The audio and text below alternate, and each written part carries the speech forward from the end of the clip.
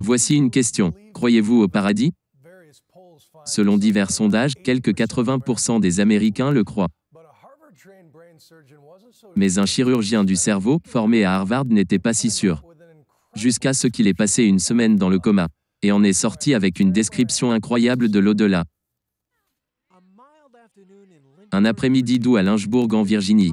Albin et Holly Alexander assistent à un match de football du secondaire pour encourager Bond, leur fils de 14 ans.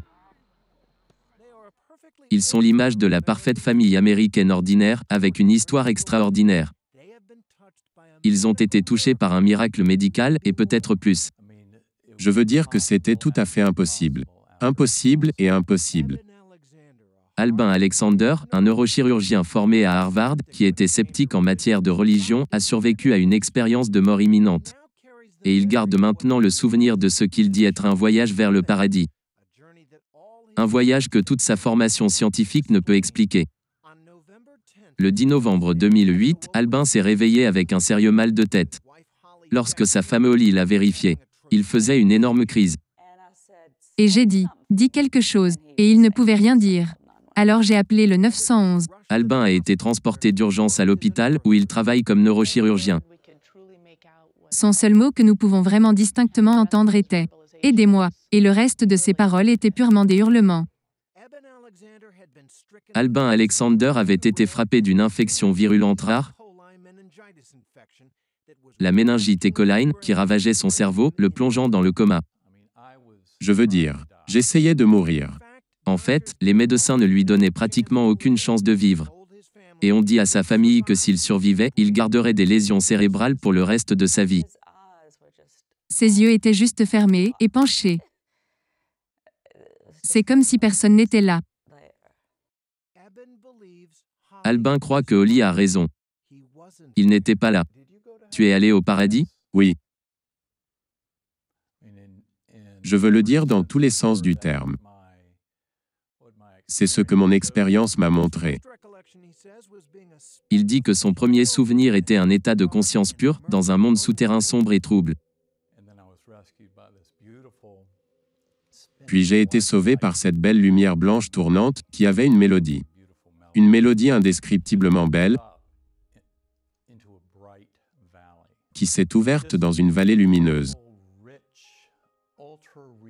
Juste un monde ultra réel, incroyablement riche, d'une complexité indescriptible. Il dit que Dieu était là et qu'il l'a rencontré à travers un hublot d'une lumière brillante, sur laquelle il a plané sur les ailes d'un papillon, avec une belle jeune femme comme compagne. Et cette jeune femme lui a donné un message à ramener du ciel. Tu es aimé. Tu es chéri. Tu n'as rien à craindre. Il n'y a rien de mal que tu puisses faire. C'est une belle vision. Mais est-ce le paradis? Beaucoup de gens vont dire, docteur, c'était une hallucination. Votre cerveau a été zappé par cette maladie. Toutes les neurones ont été croisés. Et vous avez vu une fille sur un aile de papillon. Et vous tourniez sur une mélodie.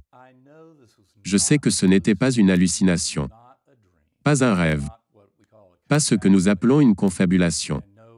Je sais que cela s'est vraiment produit. Et je sais que cela s'est produit en dehors de mon cerveau. Mais comment peut-il même le suggérer? Encore moins, dire que son expérience est la preuve du paradis? Comme il le dit dans son nouveau livre, il nous a montré les scans de son cerveau. Cela ne s'était pas passé dans aucune partie de mon cortex, qui est resté inchangé. Donc votre conclusion est que, parce que toute cette zone extérieure qui gère le fonctionnement supérieur était couverte par l'infection, donc ce que vous avez vécu dans le coma ne faisait pas partie du cerveau? Oui.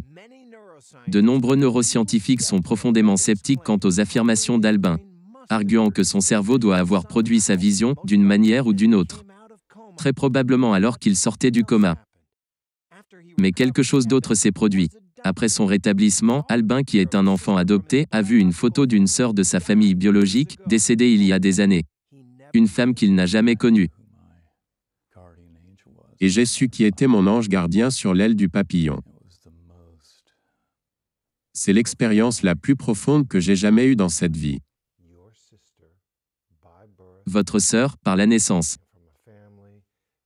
Issue d'une famille que vous ne connaissiez pas. Parce que vous avez été adopté, décédé il y a plusieurs années et que vous n'aviez jamais rencontré. Vous l'avez vu pendant que vous étiez dans le coma? Oui. Et c'était la clé qui explique toutes les choses. L'heure du dîner dans la maison des Alexanders. Il n'était pas une famille particulièrement religieuse avant le coma d'Albin. Il était un sceptique. Mais plus maintenant. Cela prouve que notre âme, notre conscience, notre esprit